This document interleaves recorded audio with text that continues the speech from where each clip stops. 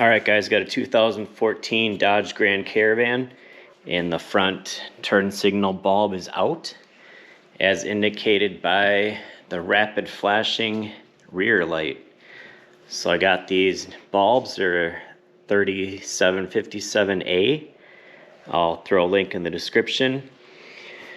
All right, let's get this replaced. Should be super easy. We'll pop the hood and we'll see what we got. All right, we're on the driver's side. And this is the one you want right here. So go ahead and turn it to the left. And that'll just pull out just like that. And then this bulb will just pull right on out of this socket. Like that. Okay, so you can see there's kind of an offset here. So this bulb's only going to go in one way.